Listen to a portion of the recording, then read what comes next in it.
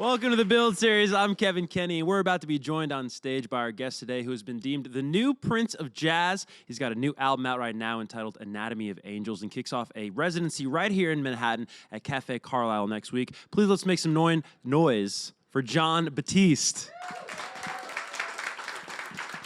Yeah.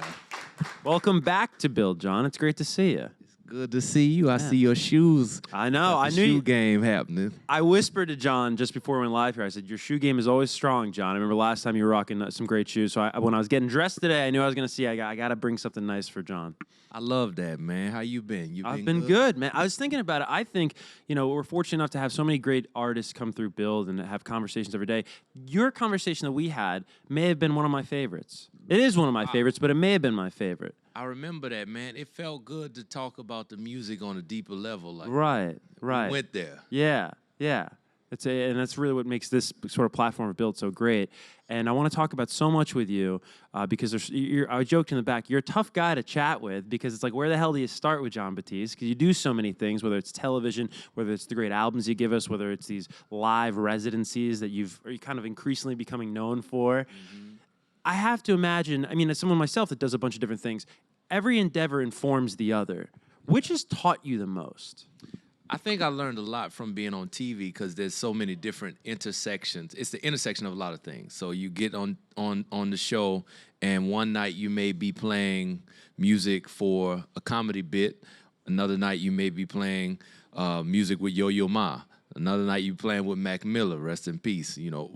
Just the range of things that you have to learn how to do. And I started doing the show in my mid-20s, 26, somewhere around there, and it's the 5th season now. So it's kind of been like a master's degree after college. It's really cool. Right. Would you say television is where you most feel like a student? I think so many fans of your music would consider you a master of your craft, but where do you feel most like a student these days? Is it TV or is it somewhere else? I like to think about everything as an opportunity to learn something. It's a learning experience to just be a human being. Yeah. And be out there doing stuff. So I approach music the same way I approach television, the same way that I approach fashion or anything that we do. It's just really about, okay, what can I figure out? What can I learn from this endeavor? And I think I feel like a student in everything. When I'm making music, I think it's best to feel like a student, in fact, because if you come at it with this preconceived idea that you have it all figured out or you're a master of this, well, then you're going to miss that. Right. We can get this happening, but then what about if we try this with that? And the combinations are endless. Well, how do you combat mastery, right? And it's an under-talked about thing with artists that have not only just commercial success, but just artistic success and really, an owning of your craft. How do you stay a student? Do you pursue younger artists? Do you pursue people you've never worked with? How do you keep it fresh? Yeah, I think you got to go into places that make you feel uncomfortable. Yes. And I think a lot of times we find that with either younger artists or also artists who are older and are veterans and are used to doing things in a certain way. Harold Mayburn, the great jazz pianist who played with Sonny Rollins, played with Miles Davis, he passed away yesterday. And I was listening to a tape of us talking, which is something that I typically will do with mentors of mine or people who I want to learn from. I'll just get with them and, I ask, can we sit down and just have a conversation? And I'll record the conversation because there's so many things that they just talk about for them that are normal. Like, oh, yeah, we used to, when I was on the road with Miles Davis, we would play, X, Y, Z every night. And I was like, why you play that? And then he would just come up with some gem because that helps your left hand, Right. Just all these ideas about what they take for granted or just see as the process. And it's really about process.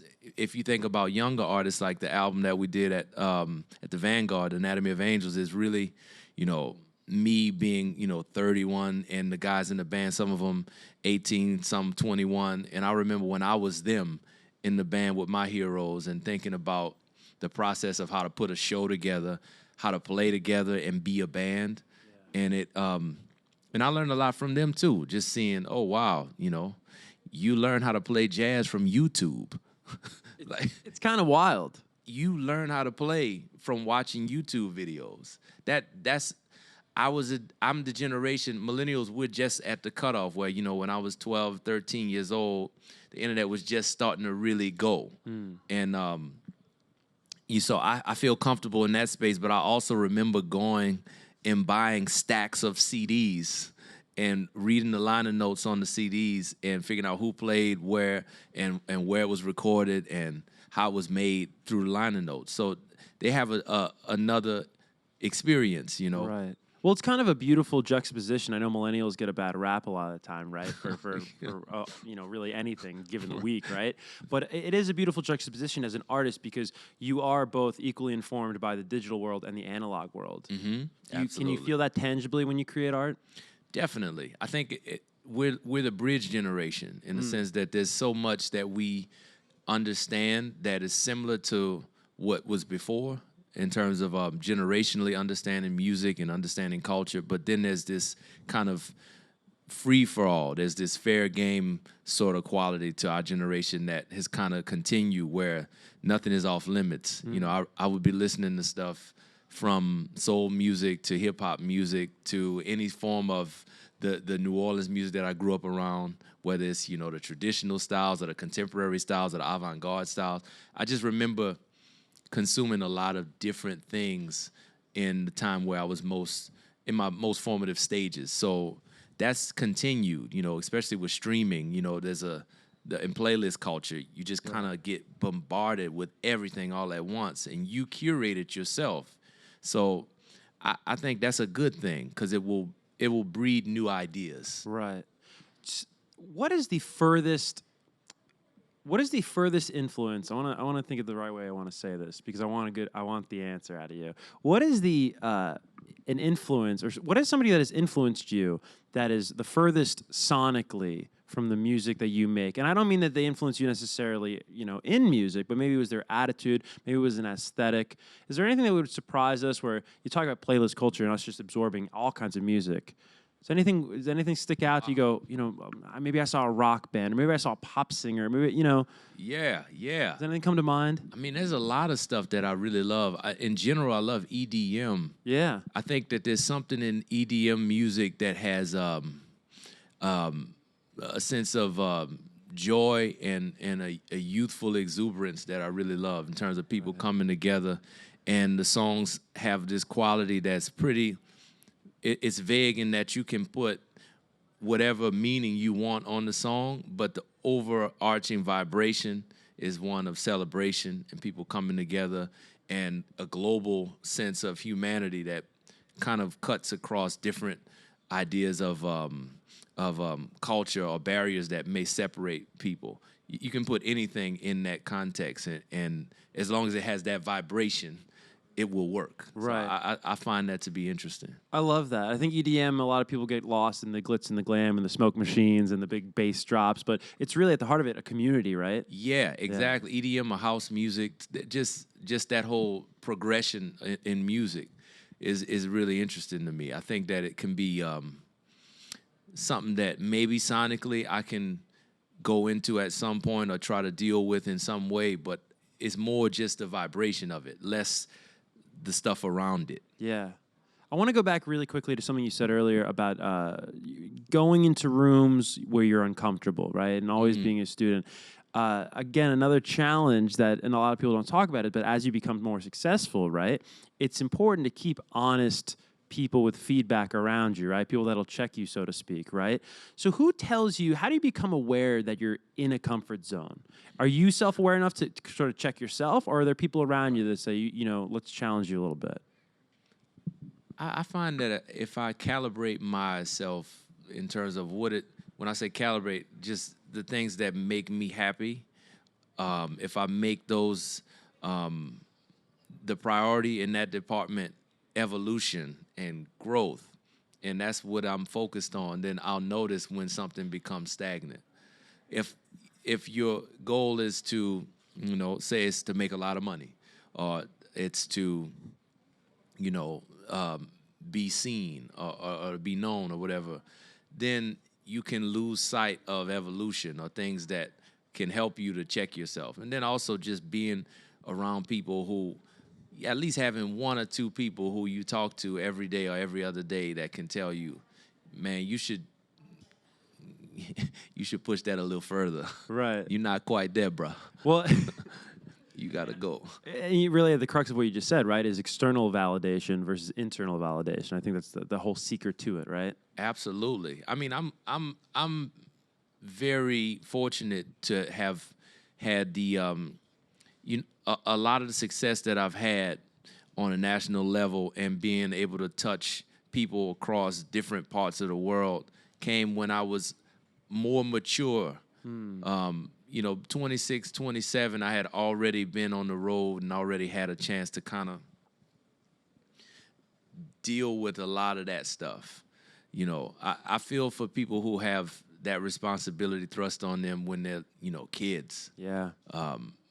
And on one hand, I feel like I had to learn a lot of stuff early because I've been playing since I was 14 and touring since, I was 17. But then I learned a lot of stuff by being a professional early that by the time I became this celebrity, it was, okay, I have my professional objectives together. Now let's figure out what to do with this platform. Right. Yeah. And that's how it should be. A lot of times, unfortunately, because of the internet in a lot of ways, it's out of order, right? That career progression. Yeah, it's crazy. It's fascinating, and there's always going to be pluses and minuses to every new development societally and culturally, and the internet is touching them on both sides of the coin because societally we engage with each other through our understanding of not only how we're perceived in person, but perceived on the internet. Right. And that, in turn, has changed culture to make people create things for the internet, and which makes there become this huge audience on the internet, which can make people go. Right. Quick. Yeah. Too quick sometimes. I want to talk about, there's so much to talk about in terms of the albums. The one that's already out right now, which you can actually see right here, Anatomy of Angels. The title of this, do I have the story correct? This is something a fan told you after seeing a show. This is remarkable. Can you tell this story? So we played a show at the Village Vanguard, and this is, a show that we recorded. And on the last 3 nights, we basically created one of 2 albums out of these performances. And at one of these performances, a fan came to us afterwards and said, we saw an angel appear in the middle of the bandstand, like an actual appearance of a celestial being. And it was amazing because the concept of the music that we make on this album is what I call celestial jazz. It's kind of tapping into this spiritual and cosmic, I like to call it a superpower or force that is in jazz music and in improvised music that some artists like John Coltrane or Nina Simone have tapped into, Alice Coltrane, in a way that really gives people an experience in the room. Right. So that's really what we were doing, and for somebody to say that they saw an angel on the stage without knowing that that's what we were trying to do is really cool. Yeah. Whether you believe in it or not, it's just that they had an experience. I'm just impressed because a lot of artists can't even get their friends to show up at shows in the city, and you've got angels dropping by on a Friday night, which is pretty rad. I was like, wow, man, let's go. Come on, more the merrier. You talk about that in-room live experience and what's so, I think, just immersive and endearing about this body of work, and the body of work we'll be getting, and you'll tell us about in a little bit later this fall, is that it's all live and it's one take. There's no edits. And I think that that's a fascinating part of the artistic condition, if you will, for me just as a music fan, right, is that what we all resonate with is humanness and vulnerability and flaws, but yet artists, more oftentimes than not, are always pursuing perfection. And they want to sound perfect. But that's not what we want, right? At the heart of it, we want a connection. We want to bask in those flaws. Yeah. Isn't that interesting? Yeah, there's a beauty in the flaws. I think that I don't even think of them as flaws anymore. Well, right. The musicians, especially if you're a jazz musician, practices and has so many experiences of playing and just, you know, in the shed, and you prepare your entire life for the moment to be able to play whatever the moment calls for. If you're in a moment and it calls for you to play something you've never played before, that's what all of those years help you to be able to do. So I really wanted to document a true moment, and this is what it is. You know, we create. I compose these structures for us to explore and to basically find each other in the moment in a way that it could never be the same if we played it again. And to really give people that on a record is something that I think is special, especially in a time where things have a sense of production and everything is kind of produced. To have something that's a little more raw, I think is a cool option to have out there in the culture. Yeah. And then you're going to give us, are you calling it a part 2? I know there's a duality to this next project we'll be getting on November 1st. Can you tell us about this? Yeah. So there's two sides of the coin that we put basically into one set. So the last 3 nights of the Vanguard were recorded as one show. But when I listened back to them, one part of the set felt like it was this kind of long form, very, again, exploratory, intuitive form of jazz. And then the other side felt more like the classic jazz and classic black music from, you know, Horace Silver and Bobby Timmons and Art Blakey, kind of this feel of coming from the same root, but just it felt different. So as an album, I thought they created 2 different listening experiences. Whereas when you're in person and it's a set, it feels great to have that variety. So we split it up. And on November 1st, we'll have Chronology of a Dream, which will be part 2 of this album. That is awesome. And it's funny, these 2 albums, you know, are the closest thing to getting in those rooms back in the fall of 2018. Unless you have a time machine, I guess.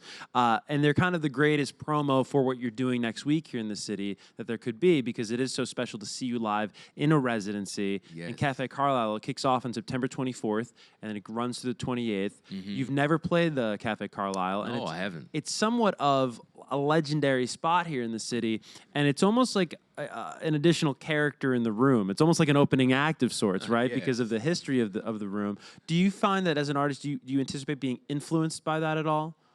I think it definitely has a influence. Wherever you are has a spirit, and that gets into the music. So it's going to change how we perform and how the audience, you know, when you walk into the Carlyle, you got to be on a vibe. It's a swanky spot. And that energy influences the performance, and we have a lot of really great special guests coming, and it'll be a really great time. That week, we're also playing at the end of that week on the last night of the Carlyle Residency. We're playing the Global Citizens Festival in Central Park. So that'll be a really explosive culmination to the residency, you know, to go from playing the Carlyle, which is like 90 to 100 person room, this intimate historic space, and then go to Central Park and play on a great lawn, and then go back and play at the Carlyle in the same, like the experience of that and all of what goes into that week is going to be something not to miss. It's going to be very special. And just briefly, I'd love to talk about Global Citizen, because you're doing something really cool with Kelly Clarkson and Carole King. What can you tell us about that? Oh, yeah. So Carole King, the legend, incredible songsmith, and just the idea of sharing the stage is really exciting for me, because I love her music. We'll play a set. We're going to do also some work with French Montana and nice. Ben Platt, and Stay Human is going to do our thing, and then I know Pharrell will be there, and that's great. And just a range of music, which is amazing because it's for a good cause. You know, Global Citizens Festival and Hugh Evans and all those folks over there really are trying to take on big problems. And when they sat down and explained what the whole thing was for, you know, I felt like we got to do it. Oh, yeah. All the better. Let's get to some audience questions right here. John, the first is going to come from the front row. Hi, how are you? What message do you want your listeners to take away from your new albums? Oh, well, I think it's it's just life music, you know, music for you to listen to and make it a part of your life and help you, kind of like a friend, you know. And you in a friend at different times in life, you feel you go to them for different reasons. So different tracks have different emotions, and the whole album has a sweep to it. So you just Friend that's always in your pocket. it's exactly a friend always in your pocket. Awesome. Thank you. Good one. I love that. Songs like friends. Let's get to one final question. It'll come from right behind me.